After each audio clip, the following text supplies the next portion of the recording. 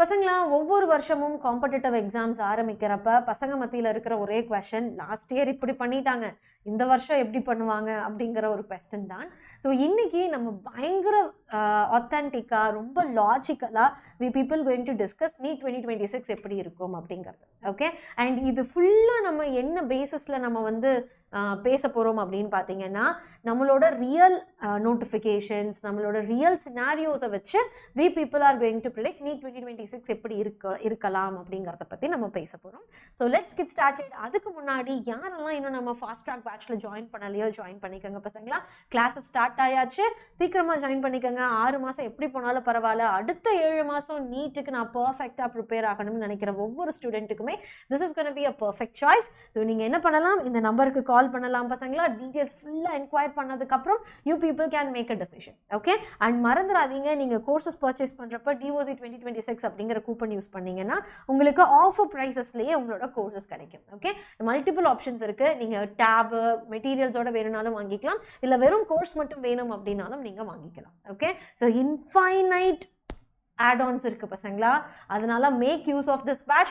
இல்லை நான் ஆஃப்லைனில் படிக்கணும்னு நினைக்கிறேன் மேம், நான் திருச்சியில் தான் இருக்கேன், நான் திருநெல்வேலி பசங்க தான், நான் வந்து கோயம்புத்தூரில் தான் இருக்கேன் அப்படிங்கிற மாதிரி நினச்சிங்கன்னா, ஸோ திருச்சி திருநெல்வேலி கோயம்புத்தூர்லேயும் நம்மளோட ஆஃப்லைன் ஃபாஸ்ட் ட்ராக் பேட்ச் ஆரம்பிச்சாச்சு. ஸோ அதுலேயும் நீங்கள் வந்து ஜாயின் பண்ணிக்கலாம். இதுலேயும் எக்கச்சக்க ஆப் ஆக்சஸ், அதுக்கப்புறம் வந்து லாஸ்ட் மினிட் ரிவிஷன் ப்ரோக்ராம்ஸ், இது எல்லாமே உங்களுக்கு அவைலபிளாக இருக்குது. ஆனால் லிமிட்டட் சீட்ஸ் தான் ரெண்டுத்துலேயுமே இருக்குது பசங்களா. ஸோ தேட் வில் பி, நீங்கள் இந்த நம்பருக்கு கால் பண்ணிங்கன்னா உங்களுக்கு எல்லா இன்ஃபர்மேஷன்ஸுமே உங்களுக்கு கிடைக்கும். ஓகே, ஸோ உங்கள் ஃபுல் சாட்டிஸ்ஃபேக்ஷனுக்கு அப்புறம் you people can make a decision. அண்ணா ஃபஸ்ட்டு ஒவ்வொரு வருஷமும் நிறைய நியூஸ் ஆர்டிகல்ஸ் வந்து ஒரு காம்படிட்டிவ் எக்ஸாம் நடக்கிறதுக்கு முன்னாடி ரிலீஸ் ஆகும். ஒவ்வொரு மாதமும் சரி, 15 நாளைக்கு ஒரு டைம் சரி, ஏதாச்சும் ஒரு ஆட்-ஆன்ஸ் வந்து நம்ம நியூஸ் பேப்பர் ஆர்டிகல்ஸில் ஆட்-ஆன்ஸ் ஆகிக்கிட்டே இருக்கும். ஸோ லாஸ்ட் டைம் வந்து இந்த டைம் மாறப்போகுது, கம்ப்யூட்டர் பேஸ்ட் வரலான்னு நினச்சோம், அப்படி இருக்கும் இப்படி இருக்கும் அப்படிங்கிற மாதிரி நிறைய நியூஸ் ஆர்டிகல்ஸ் 2025 நோக்கி வந்தது, ரைட்? ஆனால் அதில் ஒரு சிலது வந்து உண்மையாலுமே வந்து நடந்தது, ஒரு சிலது வந்து நடக்கலை. அப்போ இந்த வருஷம் தே ஹாவ் ஸ்டார்டட். ஓகே, இந்த வருஷம் நியூஸ் ஆர்டிகல்ஸ் வந்து ஸ்டார்ட் பண்ணிட்டாங்க. அக்டோபர் 7ஆம் தேதி பார்த்தீங்க அப்படின்னா இந்தியன் எக்ஸ்பிரஸில் ஒரு ஆர்டிக்கல் வந்துருது. ஓகே, அந்த ஆர்டிக்கலில் என்ன சொல்லியிருந்தாங்க அப்படின்னா, NTA-வும் நம்மளோட CBSE போர்டும் பயங்கர டிஸ்கஷனில் இருக்காங்க. அந்த டிஸ்கஷன் என்ன அப்படின்னா, அவங்க 12th எப்படி ப்ரிப்பேர் பண்ணுறாங்களோ அதே ப்ரிப்பரேஷன் வந்து நீட் அண்ட் JEE-க்கு வந்து அவங்க கிளியர் பண்ணுறதுக்கு ஹெல்ப்ஃபுல்லாக இருக்கும். அப்போ கிளாஸ் 12th அவங்க கரெக்டாக படித்தாவே போதும், அவங்களுக்கு எந்த ஒரு ஆட்-ஆன் கைடன்ஸுமே அவங்களுக்கு தேவை இருக்காது. அந்த அளவுக்கு வந்து நம்ம என்ன பண்ண போகிறோம் அப்படின்னா, ஸோ கிளாஸ் 12th கரிக்குலம் பேஸ்டான நம்ம NTA வந்து நீட் எக்ஸாமினேஷன், JEE எக்ஸாமினேஷன்ஸ் எல்லாம் கொண்டு வர அந்த மாதிரி பிளான் பண்ணுறாங்க அப்படிங்கிற மாதிரி ஒரு ஆர்டிக்கல் வந்துருந்தது. பசங்களா, இதை கொஞ்சம் நல்லா யோசிச்சு பாருங்க. போன வருஷம் CBSE-ல படித்த பசங்களுக்கு தெரியும், அதாவது இவங்க நீட் JEE ஸ்டாண்டர்ட்ஸை வந்து குறைச்சி எடுத்துகிட்டு வரல, பக்காவாக ஸ்டாண்டர்டைஸ் பண்ணுறாங்க.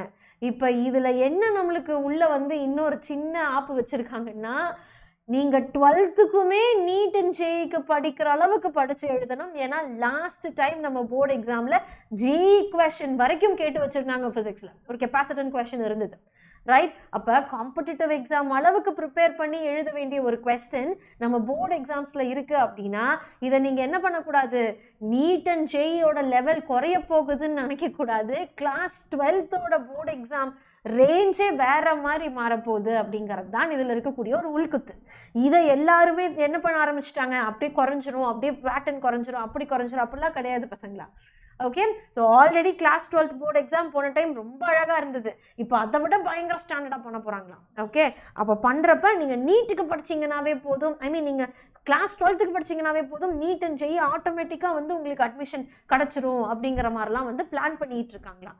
அப்படின்னா என்ன அர்த்தம், கிளாஸ் 12th பசங்க இதுக்கப்புறம் கேர்ஃபுல்லாக இருக்கணும் அப்படிங்கிற அர்த்தம். பிகாஸ் NTA வாஸ் லைக் ரொம்ப க்ரூயலாக, அதாவது ரொம்ப க்ரூஷியலாக, ரொம்பவே டெஸ்பரேட்டாக அவங்க ஒவ்வொரு ஸ்டெப்பும் பண்ணுறாங்க. விச் மீன்ஸ் அவங்க அப்படியே எல்லாரும் கெட்டு போயிடணும் அப்படிங்கிற மாதிரி பண்ணுறாங்களான்னு கேட்டால் அந்த மாதிரி கிடையாது. ஓகே, ஒரு ஸ்டாண்டர்டான ஒரு கொஷின் பேப்பர் எடுத்துகிட்டு வரணும். ஸோ ரொம்பவே வந்து ஒரு ஒரு பெரிய ஸ்டாண்டர்ட் வந்து நம்ம கிரியேட் பண்ணணும் ஸ்டூடெண்ட்ஸ் மத்தியில் அப்படிங்கிற மாதிரி அவங்க முடிவு பண்ணுறாங்க. காரணம் என்னென்னா, இதுக்கு முன்னாடி வந்து நம்மக்கிட்ட 2 சினாரியோஸ் இருந்தது, கோவிட்டுக்கு முன் கோவிட்டுக்கு பின் அப்படிங்கிற மாதிரி. ஸோ கோவிட்டுக்கு பின் இருந்த சினாரியோஸ் எல்லாமே லைட்டடாக, ரொம்ப லைட் வெயிட்டடாக இருந்தது. ஓகே. ஆனால் இப்போ ஆஃப்டர் கோவிட்க்கு அப்புறம் இந்த 2-3 வருஷம் சினாரியோஸை நம்ம எடுத்துக்கிட்டோம் அப்படின்னா இவங்க வந்து என்ன பண்ணுறதில்ல, வெயிட்டேஜ் டாபிக்ஸை வந்து இவங்க டச்சே பண்ணுறதில்ல. என்ன வெயிட்டேஜ் கோவிட்க்கு அப்புறம் இருந்ததோ அதையே தான் இப்போயும் அவங்க ஃபோக்கஸ் பண்ணி எடுத்துகிட்டு வராங்க. ஸோ ஹை வெயிட்டேஜ் ஆகட்டும், மீடியம் வெயிட்டேஜ் ஆகட்டும், நம்ம லோ வெயிட்டேஜ் சாப்டர்ஸ் ஆகட்டும், இதெல்லாம் அவங்க எந்த மாற்றமும் பண்ணுறதே இல்லை. தெர்மோடைனமிக்ஸ்லாம் போன டைம் கொஸ்டினே கேட்கல அவங்க. சும்மா இதெல்லாம் இருந்து ஒரு கொஸ்டின் என்னமோ வந்திருந்தது பசங்களாம், only single question has game, right? அப்போ இவங்க வந்து என்ன பண்ணுறது இல்லை, வெயிட்டேஜஸை அவங்க டச் பண்ணுறதே இல்லை. ஆனால் வெயிட்டேஜஸை டச் பண்ணாமல் பரமா இவங்க நம்மளுக்கு எங்கே தெரியுமா வந்து பிரச்சனை பண்ணி விட்டுறாங்க. இவங்க பிரச்சனை பண்ணுறது கொஸ்டின் பேப்பர் பேட்டர்னில் பண்ணிட்டு இருந்தாங்க. நல்லா நோட்டீஸ் பண்ணிங்கன்னா numerical choose the best answer மட்டும் இருந்த ஒரு கொஸ்டின் டைப்பில் கரெக்ட் அண்ட் இன்கரெக்ட் உள்ள எடுத்துகிட்டு வந்தாங்க, ரைட்? எதெல்லாம் தப்பாக இருக்கோ அதை கரெக்டாக சொல்லுங்கள் அப்படிங்கிற மாதிரி ஒரு மாடல் எடுத்துகிட்டு வந்தாங்க. ஆமாம் தானே? மேட்ச் தி ஃபாலோயிங்ஸ் உள்ள வந்தது, அசர்ஷன் அண்ட் ஸ்டேட்மெண்ட் டைப்ஸ் உள்ள வந்தது, ரைட்? அப்போ இத்தனை டைப்ஸ் எல்லாம் வந்துட்டு இருந்த டைமில் இப்போ லாஸ்ட் இயரில் என்ன ஆயிடுச்சு பசங்களா, அசர்ஷன் அண்ட் ஸ்டேட்மெண்ட் டைப் ஃபிசிக்ஸில் ஒன்றத்தையும் காணும். நியூமரிக்கல்ஸ் பார்த்தீங்கன்னா பேஜ் ஃபுல்லாக நியூமரிக்கலாக இருக்குது, ஒரு 6-7 கொஸ்டின் மட்டும்தான் என்னமோ தியரிட்டிக்கல் கொஸ்டின்ஸ் இருந்தது, ரைட்? அப்போ they are becoming so like வெயிட்டேஜஸை நாங்கள் மாற்ற மாட்டோம், நாங்கள் high weightage topic, low weightage topic, medium weightage topic நாங்கள் அப்படியே ஃபாலோ பண்ணுறோம். ஆனால் அந்த டாப்பிக்ல இருந்து வரக்கூடிய கொஸ்டின் அது உங்களுக்கு சொல்ல முடியாது.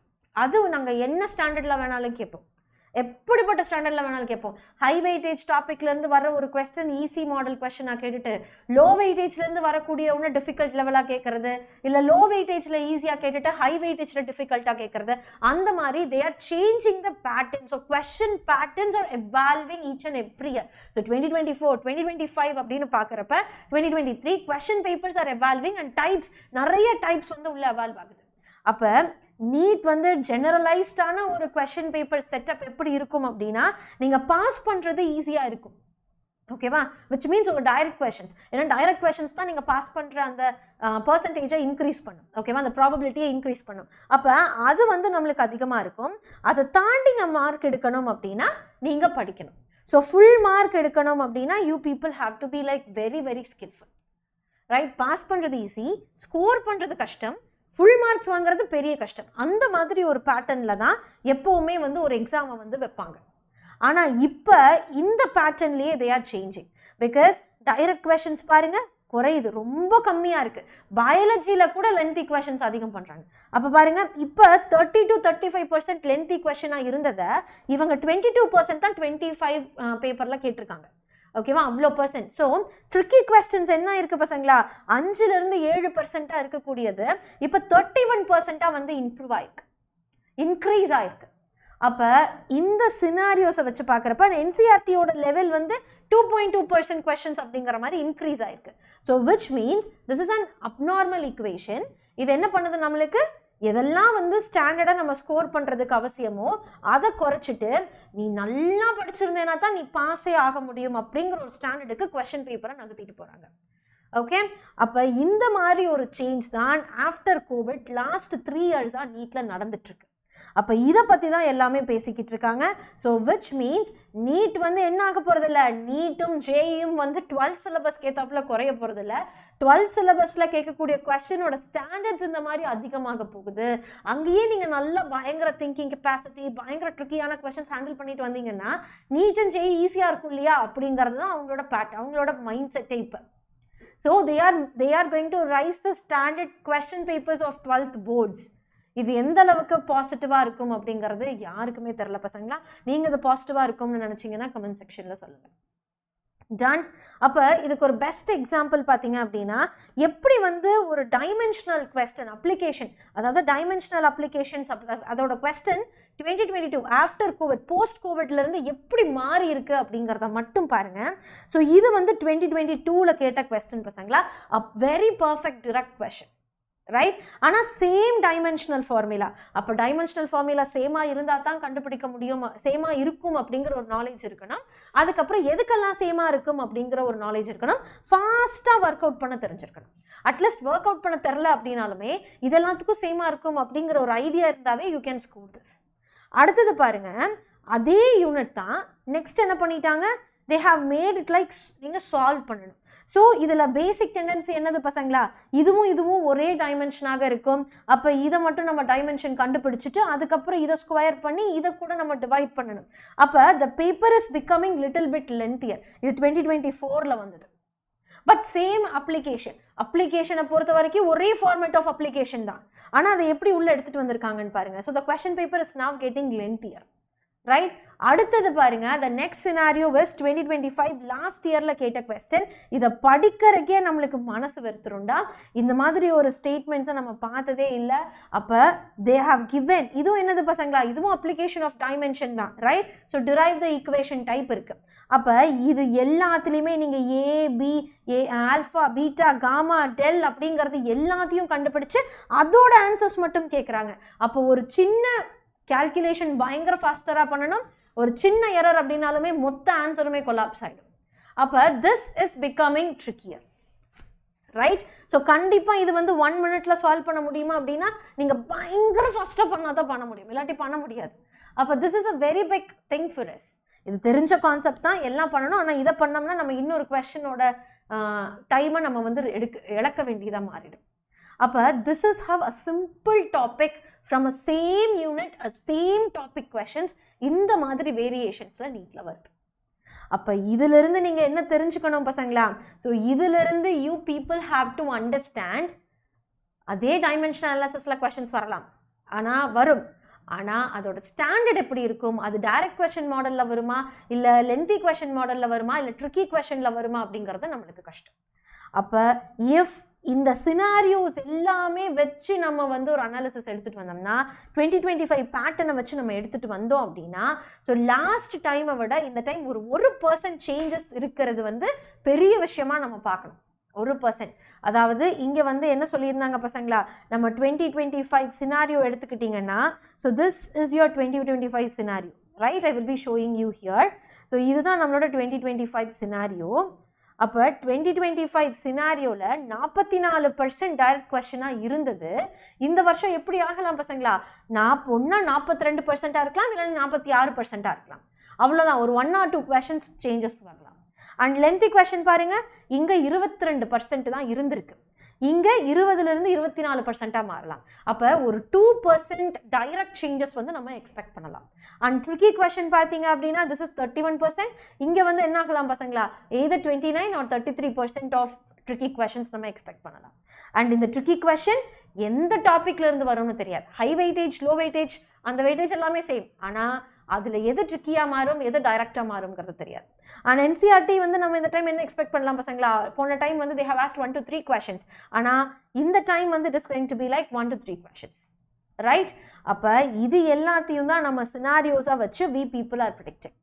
அப்போ செகண்ட் சினாரியோ அப்படின்னு பார்த்தீங்கன்னா ஆல்ரெடி சொன்ன மாதிரி நீட் கிளாஸ் 12th படிச்சுட்டு இருக்க பசங்களுக்கு ரொம்ப என்ன பண்ணுறது, அந்த ஸ்டாண்டர்டை இன்க்ரீஸ் பண்ண போகிறாங்க.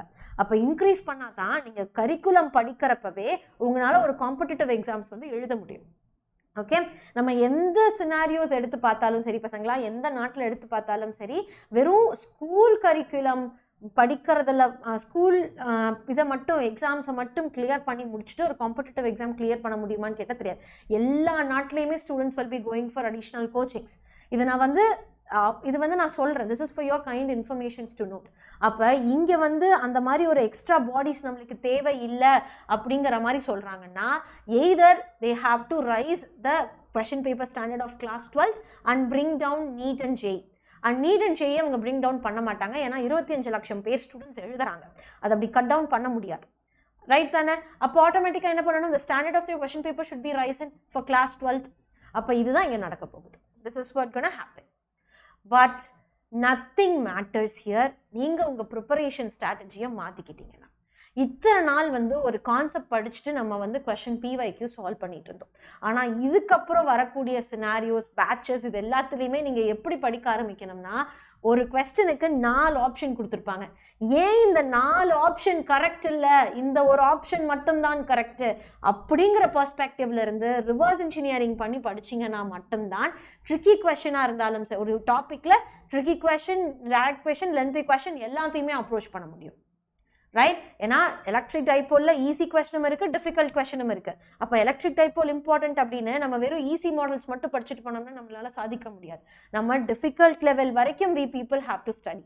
அப்படி படித்தா மட்டும்தான் இந்த காம்படன்சி எக்ஸாமில், இந்த நம்மளோட காம்படிட்டிவ் வேர்ல்டில் you people can get a seat.